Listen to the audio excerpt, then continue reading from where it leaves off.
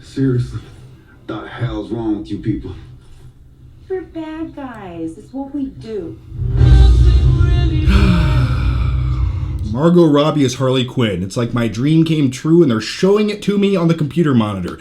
Anyway, guys, yeah, that's the best use of Bohemian Rhapsody since Wayne's World, and as my man Samuel L. Jackson would say, that's one tasty trailer. Terrible Samuel L. Jackson impression. Hey there, guys, how are you? It's one of those lazy-ass trailer breakdown videos where I just put the camera on a stack of DVDs, I pretend like it's a tripod, I sip on my caffeinated beverage, and I just ramble on for a few minutes about, well, trailers and shit. And by the way, I did want to do an actual trailer reaction to this video, but the last few trailer videos I did where I actually showcased the trailer in the video, well, Warner Brothers, they didn't like that. So they came around, they're like, hey, give me your hand. Give me your hand, little guy. No. All right, so the Suicide Squad trailer. This right here is a clear definition of how you are supposed to make a trailer. You notice how this trailer barely gave anything away. We still don't really know the overall plot to the movie. We don't know the main villain to the film. And yeah, it shows some action sequences, it shows some character moments, but we really don't know anything about this movie. And that's a good thing, because a trailer's job is to intrigue you, get you fascinated, get your ass in the theater to sit down and eat some Sour Patch Kids and popcorn, and get excited because you don't know what the entire movie's all about. Okay, now let me quickly break down a few things I noticed about this Suicide Squad trailer. And the first thing is I noticed Deadshot, played by Will Smith, and he's pulling a Bronson. He's in his prison cell waiting for the security guards to come in to take him down. And I was just imagining him like ripping off his clothes, rubbing his body in baby oil. This is my armor! Rub it on my ass! If you haven't seen Bronson, you probably think I'm fucking crazy right now. And then in the trailer, we hear the character Rick Flag, played by the rebooted RoboCop dude. And he's talking about some of the characters in the film, and he's talking about Killer Croc, and he's like, yeah, he eats people. And isn't it just crazy right now in 2016, we're actually seeing the character Killer Croc taken seriously in a comic book film. That's just one character I never thought I would see adapted to the big screen. And the way that Killer Croc looks in this movie is perfect. Like, it's practical effects, it's prosthetics. It's not some big CGI looking lizard that just looks like ass juice smeared across the screen. And also throughout the trailer, there's a lot of character moments for every character. We got a few slow-mos of everybody doing something, so you kind of get a visual on everybody in the movie. But let's get to the really good stuff. Jared Leto's Joker. I can't wait to show you my toys. Kind of pulling a Heath Ledger / Joker voice just a little bit, and I'm okay with that. It sounds good to me. And the incarnation of the Joker, he definitely looks better on film than he did in those shitty promo pictures we got last year. But I'm digging it. And just some of the visuals of him, like with his machine gun and his silver metal grill mouth. Maybe it's a grill, and maybe it's the shit everyone said about Batman punching his teeth down his throat, so he had to get prosthetic teeth. I would be okay with that. And speaking of Batman, they could have easily put a clip of Batman in the Suicide Squad trailer. Now, Batman does show up. We've seen him in past trailers on top of the Joker's car. And you know what? I'm very proud of this trailer for not utilizing Batman, because they don't need him. They didn't need Batman in this trailer. They gave us enough. And to throw Batman in there would say, oh, we don't really have enough confidence in these characters, so we gotta throw Batman on there because he's a little bit more familiar with audiences, and we're not quite confident with what we have here.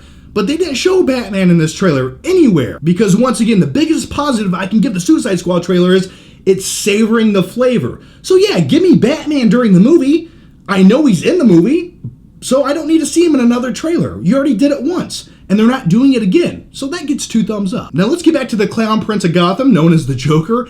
And this trailer really does a good job of showing how fucking utterly insane the Joker is going to be in this movie. Just every clip that he's in, like he's surrounded by all these knives, just laying like on the floor, just laughing. And I'm like, that's the Joker. I can't wait to see what he does in this movie. And it also looks like the Joker is kind of be like a side plot to the movie. He's not going to be the main focal point. He's not going to be the main villain. Now, I do have a feeling that somehow, some way, secretly the story's going to revolve around him with some kind of twist at the end, or at least I hope it does. But we still don't really have a clear picture of who the main villain is or what the Suicide Squad is going up against. But judging by the trailer and some speculation, I'm going to spew out some random things from my head to you guys.